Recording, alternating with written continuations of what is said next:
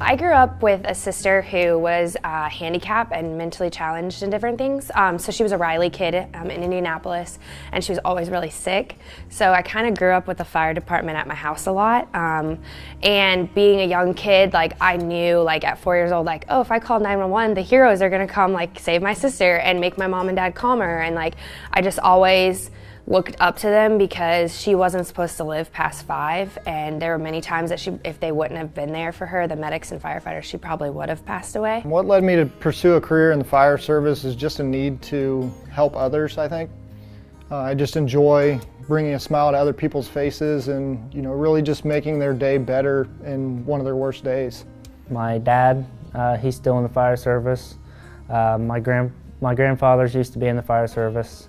My brother and all of my uncles are all in the fire service. So it's kind of a family thing, and I've always loved spending time at the firehouse and loved seeing what these guys do for a living.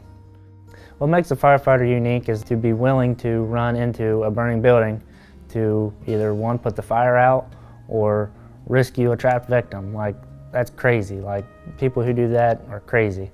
And that's what, I strive for it. You just think like firefighters just put out fires and stuff. You don't really realize all the background stuff that goes on, especially with incident command and search and rescue and all the different aspects that create the fire service. It's not just fire, it's not just EMS. There's 100 of different things out there that make the fire service what it is.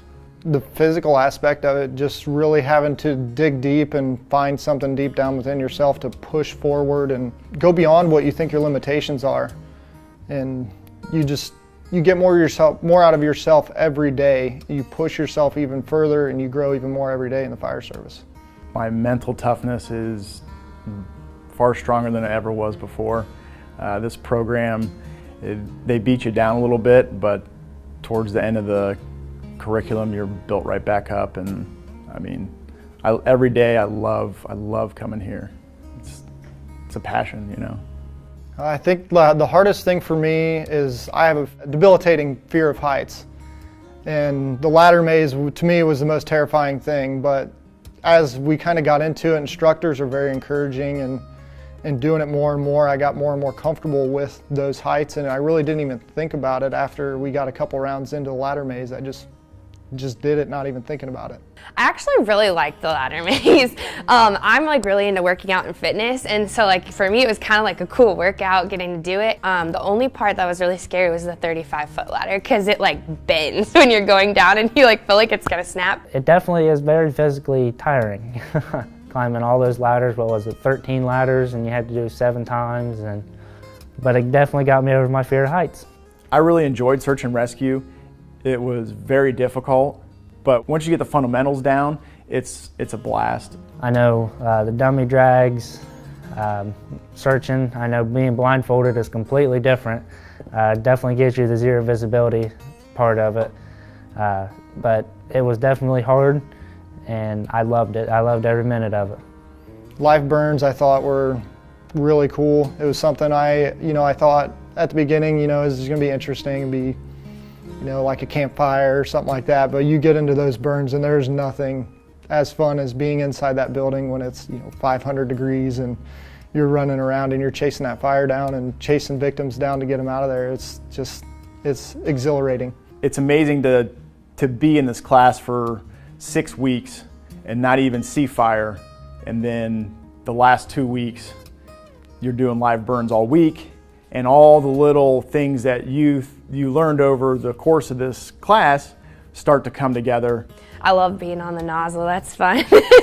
Even though it gets really hot, but that was really cool getting the experience of working, different positions on the nozzle, or as someone's, doing fighting the fire, you're in the next room searching for a victim, and you guys have to communicate with each other.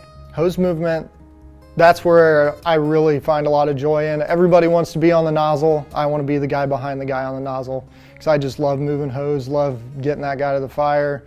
I love sweating afterwards. I just like the work. The third man is the toughest position, but you need to be working twice as hard so that your nozzleman and your second guy in there is not having to work as hard. Because if you're working as hard as you possibly can, then they don't have to work as hard.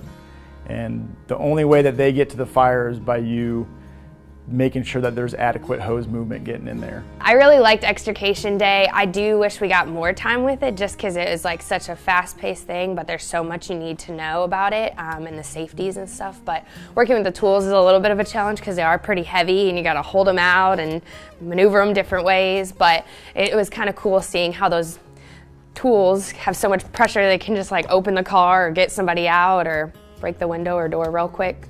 What stands out in the training are the instructors. You know, anyone can teach this stuff, but this facility, the instructors with all the experience that they have, all the resources that we have here as far as the fire trucks to run every day, it wouldn't be the OFA without the instructors here and the passion that they provide us. You know, they're the backbone of this course. It would not happen without them. One of the things that I really liked about them is as soon as you hit a bar that they had set for you, they raise the bar. They always want you to continually improve, and they acknowledge your accomplishments, but then they let you know that they want you to keep growing and keep getting better every day. And you know, you get to work with Captain Lash, who's probably one of the most well-known firefighters in all of Ohio. Instructor Mance, just an amazing firefighter. The amount of knowledge that those two gentlemen have is insane. You know, those are the people that you should strive to be when you're their age. I really liked the way that they had things set up here because it really did help me grow as a person, a firefighter, and I definitely know that I'm going back to my department with some skills that I didn't have before. Joining the Brotherhood of the Fire Service to me means joining a group of elite people that are dedicated to service to not only each other but to their communities and just the people around them. They see the world in kind of a different way. They don't see what they can take from the world to make their lives better. They see what can I give to the world to make someone else's life better.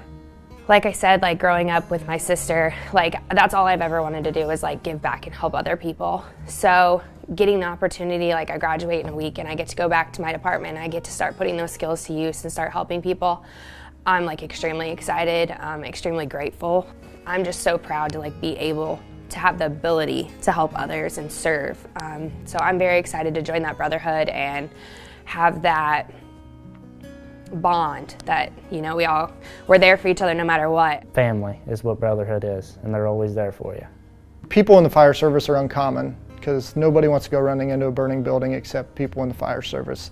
And I just want to push myself even higher and be at the kind of top tier of that and just be uncommon amongst those uncommon people.